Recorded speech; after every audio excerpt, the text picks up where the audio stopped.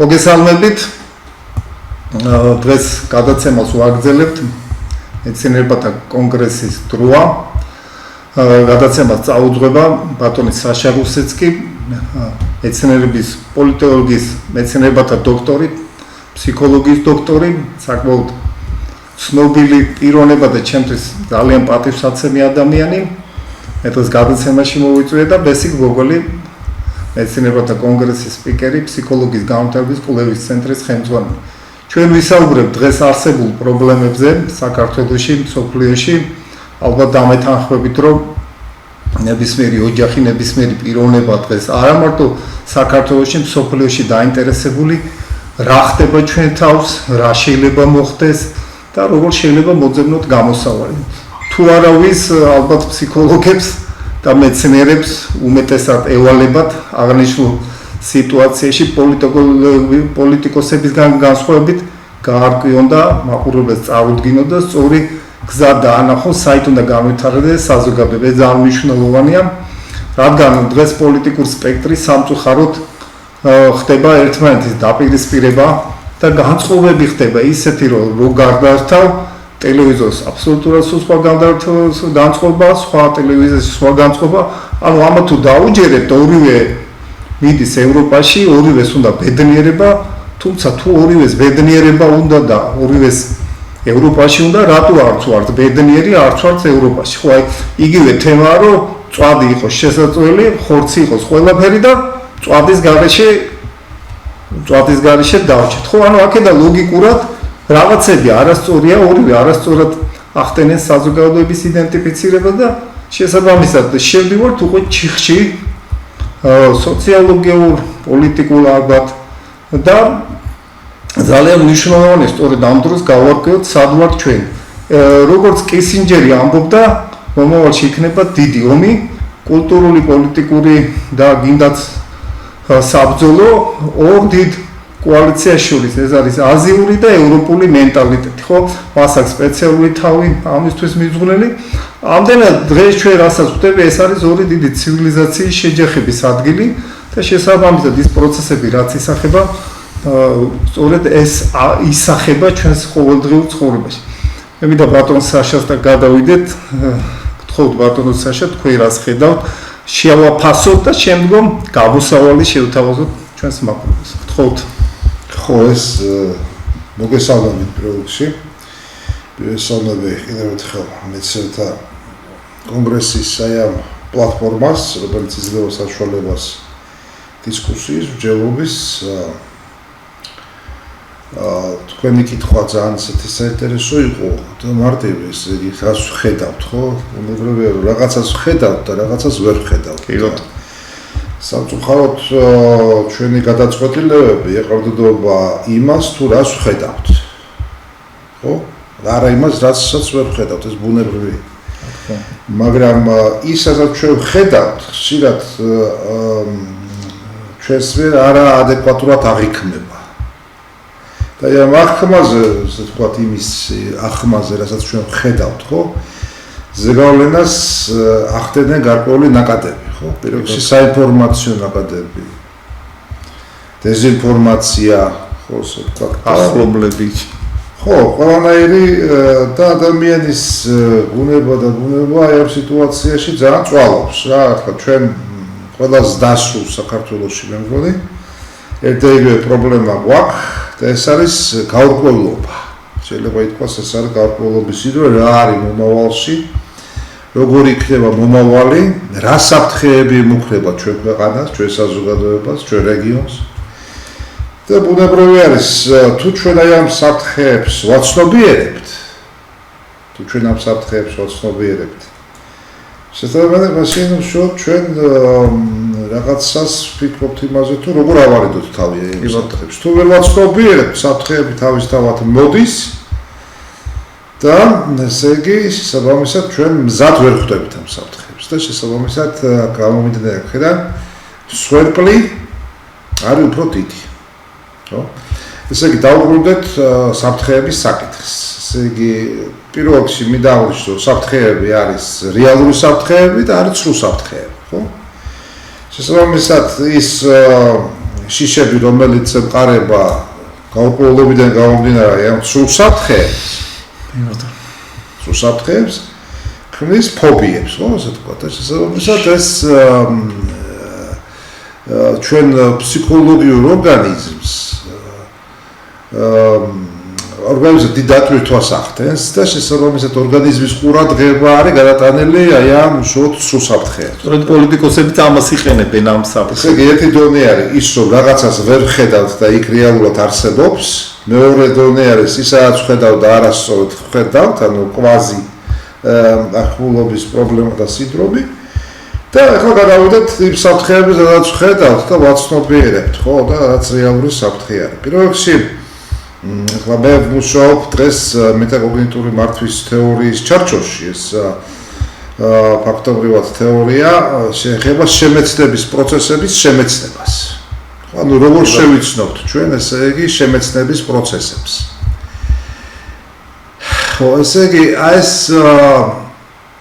თვითონ ამ საფრთხეების კონტექსტში შეიძლება ითქვას ასე, რომ ამ თეორიის ერთ-ერთი საფუძველი არის საერთო საფრთხეების გაცნობიერების კონცეფცია. ესე იგი ის ორგანიზაციები თუ საზოგადოების სხვა ფრაგმენტები, ვინც ჩართულები არიან იდეოლოგიურ და სხვა სახის ბრძოლაში ერთმანეთთან, ხო? ესე იგი ერთმანეთს ხო უქმნია საფრთხეებს თავისი ქმედებით, ხო? მაგრამ გარდა იმისა თვითონ რა საფრთხეებს უქმნიან ერთმანეთს და ეს თავისთავად უკვე მეგასაფრთხეს წარმოადგენს და ამ მეგასაფრთხეს კვლევა ჭირდება და მოდით ამაზეც ვილაპარაკოთ დღეს, ხო?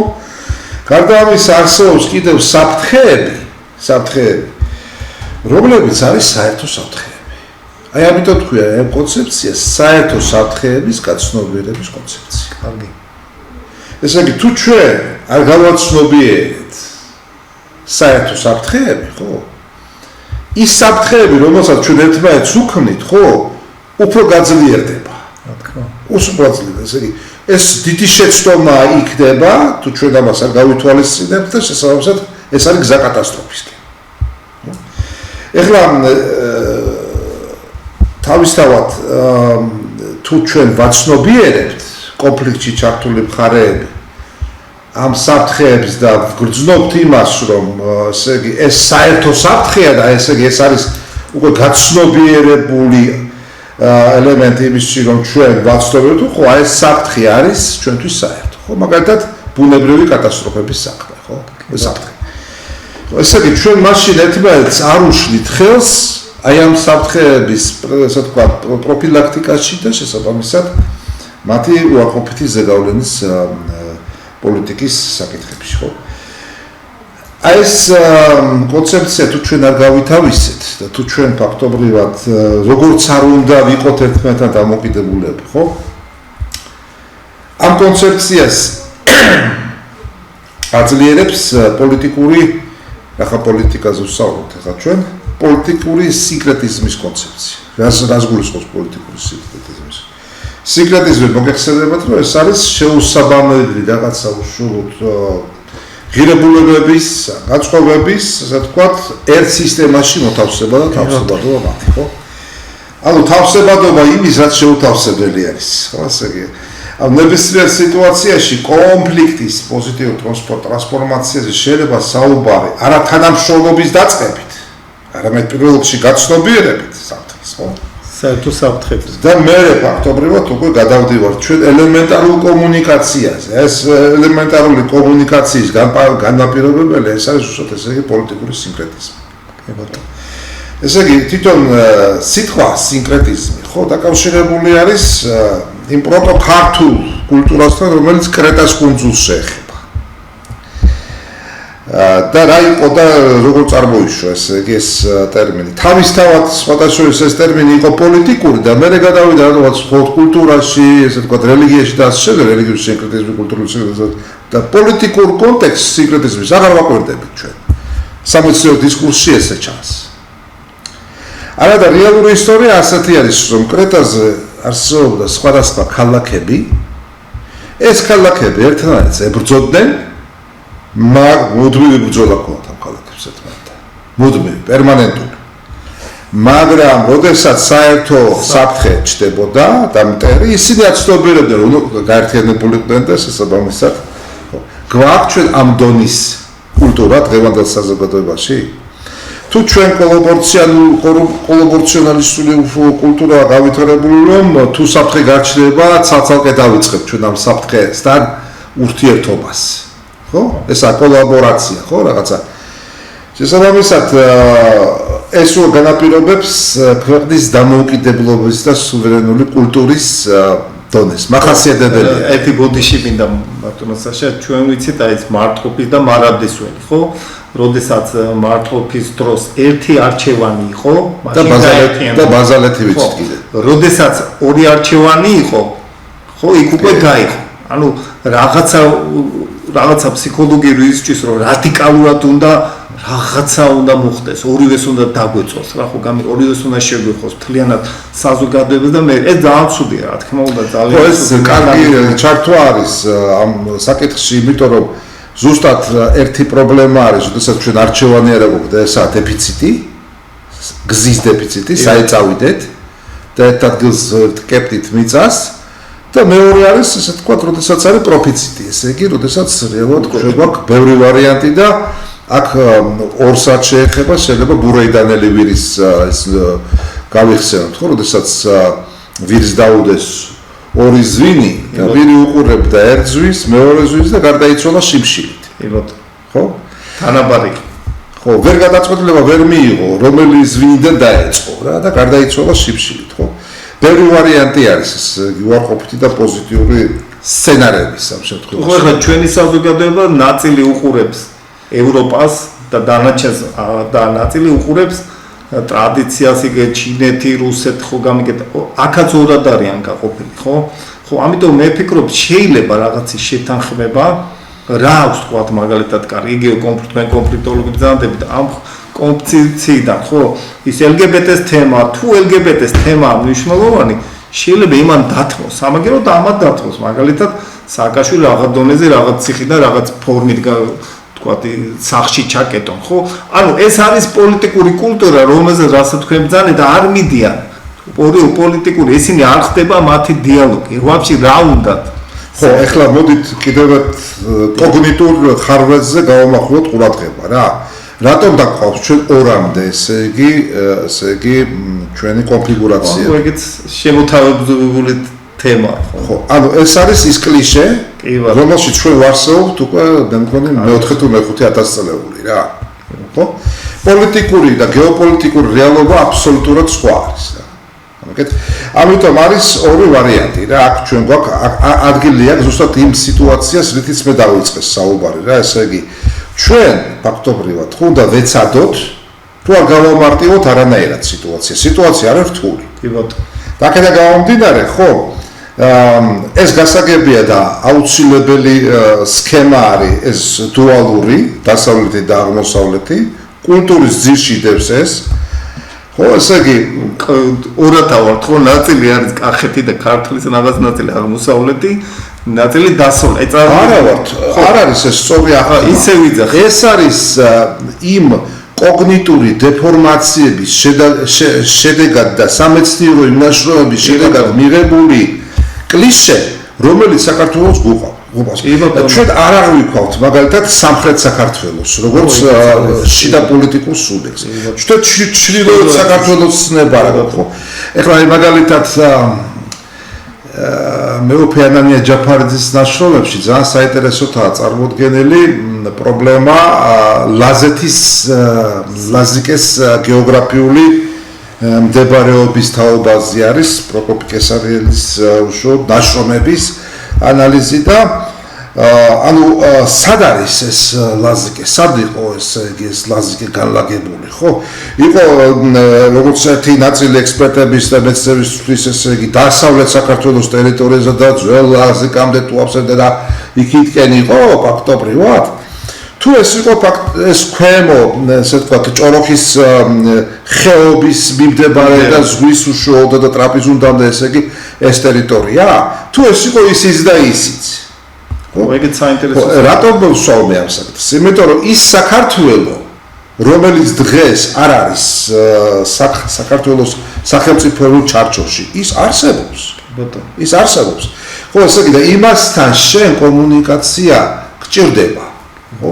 მით უმეტეს რომ ის არ არის ჩვეულებრივი ქვეყანა, ის არ არის ჩვეულებრივი ფაქტობრივად ტერიტორია. ხო, ის არის შეიძლება ითქვას ასე ერთ-ერთი აკვანი ქართული სახელმწიფოებრიობის და პოლიტიკური კულტურის შექმნის თუ გდებავთ რა. ანუ ჩვენ თუ გვინდა სრული ვიყოთ, უნდა დავიწყოთ 4-ვე მიმართულებით. ხო, 4-ვე და მე 4-ვეს დაემატება კიდევ 4, ესე იგი სრულებით ხო ასეთი პოლიტიკური პარტია არ არის და ეს არის დივერსიფიცირება. პოლიტიკური პარტია ამარტივებს და პრიმიტიულ кейსებს ქმნის, სპიჩებს ქმნის იმისთვის, რომ გააბოლოს, შეაბოლოს და შეადუღოს მომხმარებელი, ამ შემთხვევაში ამორჩეველი და მიაბას საკუთარ იმაზე. ხო, ესე ქმნის ხელოვნურად რაღაცა ასე ვთქვათ, მტრის ხატს და იძახის რომ აი ეს ამტერი და მოდით ჩემთან დიდ რომ მე დაგიცვა შენ იმისგან, ხო? ხო და აქედან გამომდინარე, აი მე ვიძახი რას, რომ ესე ერთი არის პოლიტიკური პარტიების ასე ვთქვათ, საქციელი და ქმედებები რა.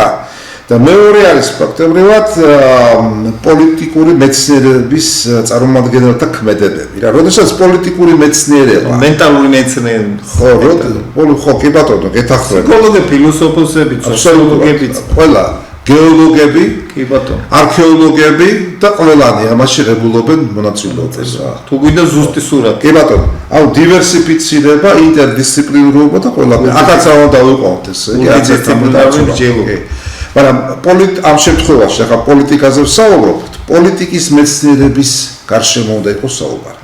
ამიტომ არის რომ მეტაკოგნიტური მართვის თეორიაში, ხო, შემოღებულია და ძალიან საინტერესო, ვისაც დაინტერესებს უფრო ხომად, მონოგრაფია არის გამოცემული მეტაპოლიტოლოგიის თაობაზე. აი, მეტაპოლიტოლოგია ზუსტად აწესრიგებს იმას, რასაც თქვენ ბრძანებთ. რომ საფუძველი ბირთვი ეს არის თვით პოლიტიკური მეცნიერება პირველი დონის, მეორე დონეზე მოდის, ასე ვთქვათ, მომიჯნავე მეცნიერება, როგორც არის პოლიტიკური გეოგრაფია, პოლიტიკური სოციოლოგია, პოლიტიკური ფსიქოლოგია, პოლიტიკური არქეოლოგია და ასე შემდეგ და ასე შემდეგ.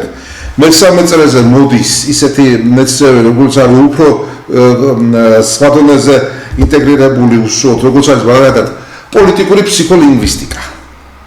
ხო? საერთოდ იციან. ხო. ესე იგი და ასეთი ტიპის რთული მეცნიერებები. ხო, ამ რთული როგორც ეს არის ვიწრო სპეციალიზაცია. ხო, ესე იგი და მე უკვე მოდის საინტერესო არის და რასაც ჩვენ ყურადღებას არ ვაქცევთ. მეცნიერები არ აქცევთ, რომ ეს არის ხო მარქსისტული მეცნიერების, პოსტმარქსისტული მეცნიერების წიაღში ვარსობთ, ხო? მე მოდის უშუალოდ არასამეცნიერო ცოდნა. რა არის არასამეცნიერო ცოდნა? ეს არის რელიგია, მითოლოგია, ლეგენდები, ტრადიციები, ინტუიცია პატოლოგიებო. ხო, ეს ყველაფერი, ეს ცოდნის მართვა, ხო? ცოდნის მართვის სპეციალისტებს ჩვენ არ ვამზადებთ. ხო, ერთი ბუდიში აი რელიგიაზე რო ახსენეთ, არსებობს უამრავი ყველა რელიგიაში, რომ ანგელოზები ურთიერთობენ ადამიანებთან ძველად და გადასცემენ. სამწუხაროდ ამას არც განიხილავენ რა დღევანდელი მეცნიერები, ხო? შესაძლებელია ინფორმაცია გონის დონეზე გადმოქცეს, ან ხილვან ნახოს, ხო? ხო, ვიცით. აი ეს არ არის საერთოდ მიღებული, რომ კი ბატონო, ხო. ისიც კი რომ სადღაც არის ვანგა, სადღაც ვთქვათ ჟირინოვსკი აგერ კი ბატონო, ხო. ეს არის აბსოლუტური რეალური პოლიტიკის სუბიექტი არის. ის მოქმედებს და ზეგავლენას ახდენს აზროვნებაზე. და შესაბამისად მოქმედებაზე, ხო? ანუ კოგნიტივისტური, ბიოქიმიური უშუალოდ ფაქტობრივად ხაზი მუშაობს, ხო, თავიდან ბოლომდე, ხო? და საყურადღებოა. ხო. ასე რომ ჩვენ აი მეცნიერების ჩართვა რა გვინდა ჩვენ?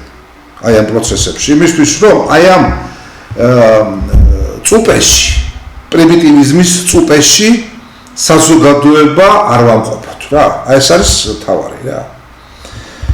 შესაბამისად რაც უფრო კომუნიკაცია იქნება აწყობილი მეცნიერებსა და პოლიტიკოსებს შორის, მით უფრო უკეთესი იქნება კლიენტელი საზოგადოებისთვის. კი ბატონო, ბატონოსაც ერთი საინტერესო იდეა რომ მეცნიერთა კონგრესს აქვს იდეა რომ ადამიანები ახასიათებენ პიროვნებებს, რომელიც შეიძლება იყოს პარლამენტარი და პოლიტიკაში, ხო? ეს პიროვნები არსებობს და ამათი შეკრება რომ მოხდეს, იმიტომ რომ ესენი ხო ის ადამიანებია, რომლის რა თქვა არ მიეყიდნენ ერთმანეთს თავისი შრომით, ღვაწლით რაღაც ფორმას ინარჩუნებენ და შესაბამისად თავენთ სპეციალისტები არიან დარგის და ამხედრა, რაზე ჩვენ მულტიდისციპლინარული გუნდი უნდა შევქნათ, ხო ფაქტიურად პოლიტიკურ სივრცეში არ იქნება, ხო ჩვენ ვხედავთ რომ არ იქნება, იმიტომ რომ ის ან ავიწროებს ან მიზანმიმართულად უნდა მეცნიერის ისე განავითარება, ხო? მოდი სხვადასხვა სცენარი გავიხილოთ რა. პირველი სცენარი ეს არის ეგრეთ წოდებული მერიტოკრატიული სცენარი რა, როდესაც იქნება გარკვეული ჯგუფი განათლებული ადამიანების, მეცნიერების აქტიური ჩართულობით. ხო, სხვათა შორის იქ რელიგიასთან და ინტუიციასთან ყველაფერთან მე არტი დამავიწყდა რომ მე თქვა არტი ხელოვნება. არტიც ერთ-ერთი ის. ესე იგი ზუსტად აი ესეთი ბირთვი იქნება, პოლიტიზება ხდება, პოლიტიკური მოძრაობა, ну დაუშვათ როგორც მეცნიერთა კონგრესი, ჩვენ ვიცით რომ არის პარტია თეთრები და ასე ესე იგი ეს არის მერიტოკრატიული გზა, რომ შესაბამისად ეს არის ერთი გზა, მაგრამ არა ერთადერთი. მეორე ვარიანტი ეს არის ფაქტობრივად აი ამ სოციუმით, ხო? აი ამ არსებული პოლიტიკური სპექტრის გაზავება. ხო? ესე იგი შეიძლება მოამზადო მეცნიერები, უნდა იყოს ჯგუფი, რომელიც შესაბამისად ჩაერთვება ამ პოლიტიკური მოღვაწეობისათვის, ხო? საქართველოს უახლოეს ისტორიაში ეს არსებობდა, როდესაც პირველი ფაქტობრივად ეროვნული მოძრაობის შედეგად მოსული ხელისუფლება, ხო? ну ეხლა გულისხმობ თქვა მაგიდას ამ შემთხვევაში ძალიან პოლიტიკურ სპექტრს ხო აი ამ ეროვნულ მოძრაობაში იყო ძალიან ბევრი მეცნიერებიდან წამოსული ან გასული დროებით რა ხო ესე თქვა უნიკალური პიროვნებები რა უნიკალური პერსონაჟები რა ხო ესე თქვა ხელოვნებიდანაც ხო ხელოვნები გვახსოვს ესე ეს ამიტომ ინტელექტუალურად ხო შესაბამისად ეს იყო ძლიერი ხო რა შედეგებზე გავედით ჩვენ ეს ცალკე არის შესაძლებელი მაგრამ ესე იგი ეს მეორე გზა არის რომ ის თქო იყოს გათხოვილი ესე ვთქვა მესამე არის ობსერვერის გზა რა ანუ დამკვირვებლის გზა რა თუნდაც შეხარ ძლიერი გარკვეული სიმძლავრის კოშკი კონგრესის გავსი რა. ხო, ციხესიმაგრე. რომელიც ზეგავლენას ახდენს, ასე ვთქვათ, აი ამ ქმედებებზე. ხო, ესე იგი, როგორ ახდენს ზეგავლენას? შეფასებით ახდენს. საზოგადოებით. სწორი შეფასებით ახდენს. არა კრიტიკით იმისი, ხო, და მithumetet ლანზვით და იმით რა, იმისი ან იმისი და იმისი. ხო, არამედ რჩევებით, ხო, ესე იგი, კრიტიკის ჟანრი advising and რჩევების ჟანრი, ხო? თუმცა ჩვენი პოლიტიკური სპექტრი არ არის მიჩეული ამ რჩევების დროს ეს და რაც თავარია, ბატონო ბესარიონ ესე იგი არის ის რომ ჩვენი პრობლემა არის სტრატეგიული დაგეგმარება და სტრატეგიული მართვა პრობლემების. და სტრატეგიული დაგეგმარება მეცნიერების გარეშე არ ხდება. კი ბატონო. არ ხდება ეს არასდროს არ ხდებოდა და ვერც მოხდება სტრატეგიული დაგეგმარება მეცნიერების გარეშე და სამეცნიერო და საერთოდ აი ამ სოდნის გარეშე ვერ ხდება. კი ბატონო, აი სულ მაგას ვიძახი რომ ის მენტალური ინსტიტუტები რომელიც დაინგრა და გამოცალკევდა და პრემიერის დაქვემდებარება შეეძლო ფილოსოფიის, სოციოლოგიის, პოლიტიკის ძალიან საინტერესო ინსტიტუტები დღეს გადაყრილი იქნება, ну პრინციპში სხვა ფორმატი შეუცვალეს და დაეკარგა ფუნქცია, მარტო საგანმანათლებლო ფუნქცია არ ქონდა. ეს არის სახელმწიფოს დამხმარე ინსტრუმენტი. მის გარეშე პრემიერი არაფერი არ არის. ხო, ეხლა ოღონდ პრობლემა ახლა რაში არის, რომ ისე პოსტ-მარქსისტული, პოსტ-კომუნისტური, პოსტსაბჭოთა მენტალობის პრობლემა მეცნიერების უკვე რა. რომ ჩვენ ველოდებით კურსს რა. რომ ისინი მიხვდებიან ამას. მიხვდებიან რომ ესე იგი უზნაძის ინსტიტუტი გჭირდება, რომ აღვადგინოთ, ეს გჭირდება და გამოყოფენ თანხებს რა. ესე არ გამოვასაკ. დღევანდელ გეოპოლიტიკურ ვითარებაში ეს არის გამორიცხული რა. ესე იგი მე მომხრევარ ზუსტად აი ამ ობსერვინგის და მესამე სტრატეგიის რა, ციხესიმაგრის სტრატეგიის რა. მეცნიერება ეკონომიკურად უნდა იყოს ძლიერი. შე თუ ღატაკი ხარ მეცნიერი ეკონომიკურად, შე თუ შეთვის ვერ მიაღწიე ელემენტარულ რაღაცას, ხო?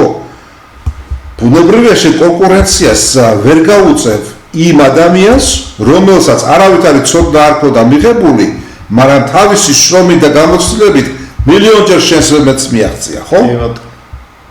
და დასაზრდელი ამაში არაფერი არ არის, ხო? თან ჩვენი მეცნიერები განსხვავდებენ ხო, იქ ევროპელი რო იწყებს ამერიკელი ის ბოლომდე იბრძვის, თვითონ მიეძიებს ხო გამიკეთ და მთავარი რაც არის, აი ფსიქოანალიტიკური საზოგადოებები. ევროპაში ამერიკა თვითონ ფსიქოლოგები ქმნა. ჩვენთან არც ესეთი ფსიქოლოგიური საზოგადოება არსებობს, არც ფილოსოფიური საზოგადოება არსებობს და ელოდებიან დაფინანსებას. რა, აი ეგ არის ჩვენი პრობლემა, ეგ არის სერიოზული. აი ხლა იყო გარდა ამ ეს შიდა სამზარეულოში. ეხლა გარე სამზარეულო, გარე სამყაროსთან ურთიერთობა. იგივე მათხოვრობა არის რა. ქვეყანა ჯერ ერთ იმაზე ზის, კრემლის იმაზე, ბიუჯეტზე მერე ბრუსელის ბიუჯეტზე ზის, ესეც ნაცნობები ხო. იქაც იმით, იქაც ამით და ესე იგი ატყატებით და მამაძაღლობებით და თუათ კონიაკების ის იყო და რაღაც ახლა სხვა ტექნოლოგიები მუშაობს. ხო, ახლა ბარტერები, სპეციფიკური, თქვათ, ასიმეტრიული ბარტერები და ახლა თუ ჩვენ აი ეს გვინდა, ხო, ჩვენ თუ აი ამ გზებს ვირჩევთ, ანუ მათხოვრული ცხოვრების გზას თუ ვირჩევთ ჩვენ, ხო? და ჩვენ თუ არ გვინდა ესე იგი რომ ჩვენი სახელმწიფო და საზოგადოება ღირსების ნიადაგზე ავაღორძინოთ და ღირსება ჩაუდოთ საფუძვლად ესე იგი აი ამ პროცესებს, ხო, ბუნებრივია რომ ეს კონფრონტაცია გაგრძელდება, მაგრამ ეხლა ამას რაც ახლა მე თქვენ ვსაუბრობთ, ხო, ბევრი ლაპარაკობს კანტაკუნდაც, ხო, მათ შორის პოლიტიკური პარტიებიც იყენებენ უკვე ამ მესიჯებს, ხო? იყენებენ, მაგრამ სრულად სხვა პოლიტიკასაც არის, ხო? ასე იგი საჭირო რა არის? საჭირო არის რომ ახალგაზრდა თაობაში ძირითადად გაჩნდნენ ახალი ლიდერები, რომლებიც კონკურენციას მომავალში ამათ გაუწევენ. რა ეხლა ჩვენ რევოლუციური გზებით მოღვაწეობა არ გამოგვივა რა, იმიტომ არ გამოგვივა, იმიტომ რომ გზად კადრები არ აქვს. ჩვენ კადრები არცერთ სფეროში არ აქვს მომზადებული. არანაირი ტრანსფორმაციული რევოლუციების სერია გამოგვივა. განატრიალებები, თერაპიები და მამაძაღლობები. საფრანგეთის გზა მიუხედავად რომ ბოლოს ეს არის პატარა ქვეყანა გაყედის კიდევ ტერიტორიებს და დაკარგავს მით უმეტეს ეს ტრანზიტული გზა ვარ და რა ხდება, ყველა ხდება, ხო? რამდენი ადამიანი შემოდის, რა მოძრაობაა დემოგრაფიული და ფაქტიურად გამოდის რომ ჩვენ ანუ ციხე-სიმაგრესთან დაკავშირებით მეთახრებით? კი ბატონო, საკმაოდ საინტერესო იდეაა. თუ ციხე-სიმაგრესთან დაკავშირებით მეთახრებით, თორე ჩვენ უნდა ვიბრძოლოთ იმისთვის, რომ მოვიპოვოთ ბიუჯეტი, სახელმწიფო ბიუჯეტი, რო არ იყოს ესეთი მათხოვრული, რომელიც დღეს არის. ამას რაღაცა კაპელნიცის სქემა, რომ ესე იგი არ გარდაიცვალოს ბოლომდე ეს მეცნიერება, რაღაცა. ეს არის მათხოვრული უშუალოდ ისე პოლიტიკის და საზოგადოების ფორმირებაში უნდა მოვითხოვოთ, რომ იყოს ერთი მხრივ ეს ბიუჯეტი, იმისთვის რომ გახორციელდეს ციხის მშენებლობა. ციხის მშენებლობა და მეცნიერება ამ შემთხვევაში სხვადასხვა რაღაცა არის. ციხის მშენებლობასაც მეცნიერება უბრალოდ აგურებად მეცნიერები იქნებიან. ხო. არა, ეგ თქმა დაგვიფოროს. არა, ისე ვიძახი. ვართ ახლა ჩვენ აგურები, მაგრამ მე ვიძახი რომ სერიოზული მასალი თამაშობდეს. ესე იგი, საუბარი რაზეა, რომ ესე იგი თვითონ დაგეგმარება ამ პროცესის, ხო? ესე იგი არის ზუსტად მეტაკოგნიტური ამოცანა, ხო? ესე იგი, ჩვენ უნდა ვილაპარაკოთ მეცნიერების მეცნიერებაზე, ანუ მეტამეცნიერებაზე უნდა ვისაუბროთ, ხო? მეტამეცნიერება რა არის? მეცნიერება მეცნიერების შესახებ, ხო? ესე იგი, ანუ ჩვენ არ აყავს სპეციალისტები მეცნიერების მეცნიერებაში. ანუ ძველი ლექსიკონი თუ ვისარგებლოთ, თითქმის იგივეა ბოლომდე არა, მაგრამ ახლოს არის ესა მეცნიერება ცოდნეობა. რაც არის სახელმწიფო შენელობის უმნიშვნელოვანესი. მეცნიერების ქვედარგები, იცით რა არის? რომლის სპეციალისტები საერთოდ ყავს? ესა მეცნიერების სოციოლოგების დარგი. სოციოლოგია. რა მეცნიერების ისინია, როგორ არის რანაირად. ესე იგი, მეცნიერების ფსიქოლოგია. მეცნიერების ეკონომიკა. პოლიტიკა. მეცნიერების მენეჯმენტი და პოლიტიკა, მეცნიერების უშუალოდ უამრავი ჟურნალისტიკა, ისეთის გაუჩნდებათ. სამეცნიერო ჟურნალისტიკა, სამეცნიერო დიპლომატია და ცოტა რეალობაში გადავიდეთ, იმიტომ რომ ეს არის ის რაც მომავალში უნდა გაკეთდეს. არა, უკაცრავად არარეალური რა ვთქვა. არა, დღევანდელი რეალობიდან გამომდინარე გასაკეთებელია. ხო, მე ვილაპარაკე სტრატეგიულ დაგეგმარებას. თუ ჩვენ არ დავგეგმავთ ამას, ეხლა დავასრულებ, რომ ეს ყველაფერი რომ კადრები ყავდეს, ხო? ჩვენ უნდა აი ამ დაწესებულებებს, უმაღლეს დაწესებულებებს, ხო ეს აუხსნათ და გავუმარტოთ, რომ აი ეს არის აუცილებელი. განათლების სამინისტროს უნდა დავუდოთ ესე იგი, ხო? შესაბამისად, ამის სპეციალისტები და ვიწრო სპეციალიზაციის სპეციალისტები ჩვენ უნდა მოვამზადოთ. თუ ჩვენ დღეს არ დავიწყებთ მომავლისთვის ზრუნვას და კადრების მozambiqes 10-15 წლის შემდეგ თუ როდესაც შევხვდებით კიდევ ბატონობისო ჩვენ ეგეთი მდგომარეობაში ვიქნებით თუ არა უფრო უარეს მდგომარეობაში ხო თავარი არის დაგეგმარების ეს არ არის გამოსავლის გზა და ეს არ არის პირობა ერთადერთი ეს არის ერთ-ერთი აუცილებელი მაგრამ არასაკმარისი პირობა იმისთვის რომ ჩვენ ის ციხე ავაშავოთ და გავლენა ფაქტობრივად გავზარდოთ. მოიპოვოს. გავლენის ფსიქოლოგიის თემას დავართ. კი ბატონო, ხო უნდა თქვენ მართალი გზანდებით, იმიტომ რომ ეს პოლიტიკური ძალები ზეგავლენას ახდენენ და ფაქტობრივად თავისი პოლიტიკური ხედვებით აღაქმევინებენ სამყაროს და გავლენას ახდენენ და ესეთ ფორმირებას აკეთებენ. ამიტომ მნიშვნელოვანია, რომ მეცნიერებმა მოახდინონ საზოგადოების სწორი ფორმირება სახელმწიფოს შენებლობაზე უნდა იყოს ორიენტირებული და რაც ბატონმა სასაშენ თქვა მეცნიერება და მეცნიერების დაგეგმარება და მართვა ერთ-ერთი მნიშვნელოვანი მის გარეშე სახელმწიფო არ ვითარდება ან ეს სახელმწიფო ყველა ვიცის ის გავლენების ქვეშ ექცევა აგე დიდი პოლიტიკური დიდი სივრცეებია შემოსული ჩინეთი, ირანი, რუსეთი, ევროპა და ჩვენ ვერ შევძლებთ ამას მოყვება კულტურული იდენტიფიცირებას ვერ გავაკეთებ სახელმწიფო სისტემის იდენტიფიცირებას ვერ გავაკეთებ მეცნიერება თუ არ აქვს ყველაზე ძვირი არის მეცნიერება ხო ამის იდენტიფიცირებას ვერ გავაკეთებ და ფაქტობრივად ეხლა კულტურის მენეჯერები ყავს და კულტურის მენეჯმენტი არის ფაქტობრივად კვალიფიკაცია და ჩარჩოში კი ბატონო კულტურის მენეჯერები ყავს განათლების მენეჯერები ყავს რა თქმა უნდა ყავს იმიტომ რომ კარგი თუ ცუდი რეალურად არის პროგრამები და მეცნიერება რა დააშავა აი რატო ხდება საფუძველშივე ფუნდამენტში მეცნიერების დისკრიმინაცია რატო ხდება სეგრეგაცია სექტორალური სეგრეგაცია ხო აი ეს ახავარმე ეს განათლების მეცნიერების და ახალგაზრდობის სამინისტრომ რადიკალურად უნდა შეცვალოს პოლიტიკა აი ეს უნდა იყოს დღეს აწარმოებენ ესე იგი რეფორმებს და მე ვფიქრობ რომ გამოიყენებენ. კარგი, დიდი მადლობა, რა ვიცი, ჩვენ მოკლედ ჩამოვაყალიბეთ საით უნდა წარვიდეს სახელმწიფო პოლიტიკა, მთავრობა, იგივე ოპოზიციური ძალები რითი უნდა დაინტერესდება მათ პოლიტიკის დაგეგმარებაში ამ მნიშვნელოვანი ასპექტები უნდა გამოიკვეთოს მეცნიერების, რადგან მეცნიერება არის ფუნდამენტი სახელმწიფოს განვითარების. არა მარტო სახელმწიფოს, მომავალი თაობის სწორი აზროვნების არის მეცნიერული აზროვნება არის ქურდული სხვა აზროვნები მეცნიერების სამეცნიერო აზროვნება არის ერთ-ერთი სწორი ფუნდამენტალური რომელიც ახმარება საზოგადოებას სწორედ ფორმირებაში და სწორედ აზროვნებაში ეს სწორედ დღეს რომ ეს დეფიციტია იმიტომ გვაქვს ესეთი პოლიტიკური სპექტრი და ესეთი საზოგადოება ამიტომ მე იმედს ვიტოვებ ძალიან საინტერესო ციხე ძალიან მომეწონა ბატონო საშა იმედია შემოგვიერთდა ციხე სიმაგრის ხო და აზრს მოკლედ უფრო დავასრულოთ ციხიდან ციხის სიმაგრისკენ კი ბატონო ციხიდან ციხეს მადლობა რა ძალიან საინტერესო იყო ჩვენ გემშვიდობებით შემდგომ თუ გვერდინებოდა ჩვენი სურვილი იქნებოდა შესაბამისი განწყობა გვექნება ჩვენ გავაგრძელებთ ამ ციხის სიმაგრის შენებლობის ასე თქვა გეგმას ჩამოვაყალიბეთ. მადლობა, კარგად გზავნებოდეთ.